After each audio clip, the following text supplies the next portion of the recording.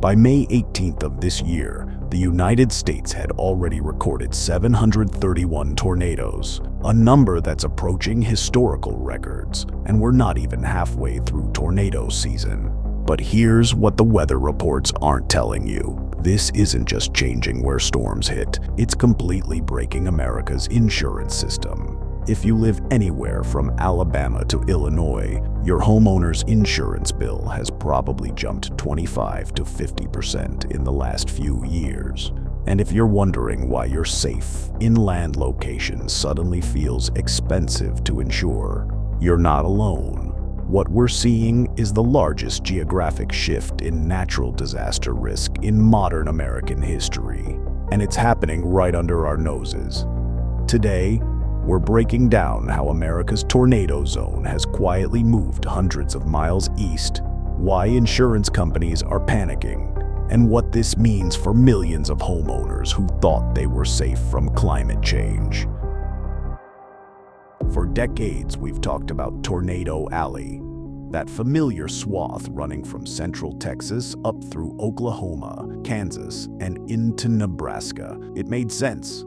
Flat plains, dry air from Canada colliding with warm, moist air from the Gulf of Mexico. Tornado Central. But here's the thing, that's not where most tornadoes are happening anymore. Welcome to Dixie Alley. Over the past 3 decades, tornado activity has been steadily shifting southeast into Mississippi, Alabama, Arkansas, Tennessee, and parts of Illinois. The AccuWeather data is striking. When you compare tornado activity from 1950 to 1984 versus 1985 to 2019, the center of tornado activity has moved hundreds of miles east. This March alone, Arkansas saw nearly 4 times as many tornado warnings as Texas, the heart of traditional Tornado Alley. And it's not just about numbers. These storms are getting more intense. In March, Arkansas was hit by a confirmed EF4 tornado in Izard County.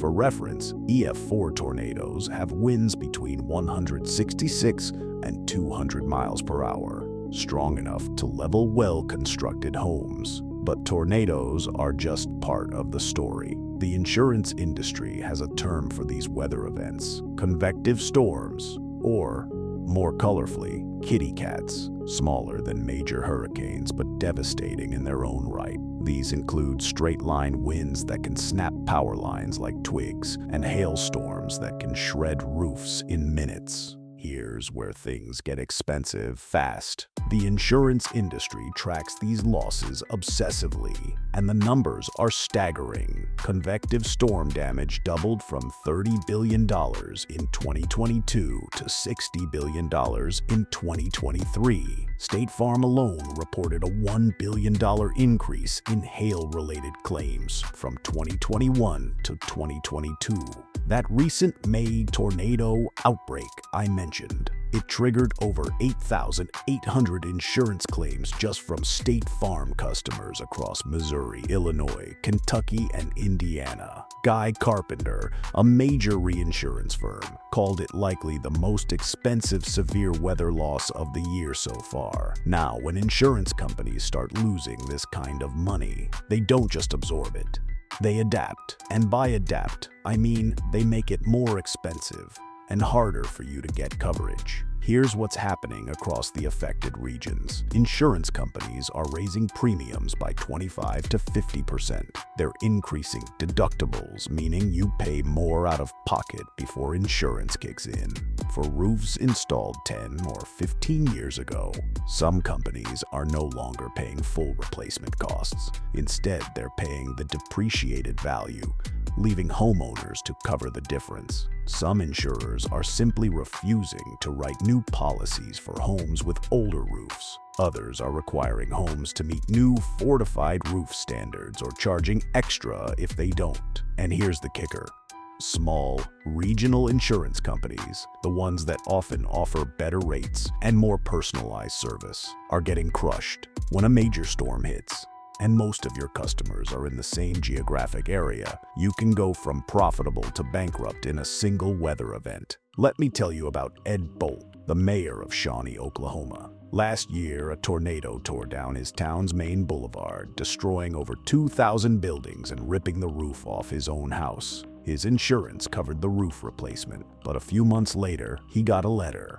His annual premium was jumping 50% to around $3,600 a year. This story is playing out across the region. In Arkansas, insurance agent Joanna Baxter says she's seen many of her clients hit with 25% rate increases, and she doesn't see it slowing down anytime soon. But it's not just the legitimate claims driving up costs. There's a massive fraud problem that's making everything worse. The industry calls them storm chasers, contractors who go door to door after storms, encouraging homeowners to file inflated claims or submit fraudulent estimates. This kind of fraud costs the industry billions and gets passed on to everyone else through higher premiums. Insurance companies are fighting back with technology, using drones and AI to assess roof damage and compare it against weather data. But every dollar spent fighting fraud is another dollar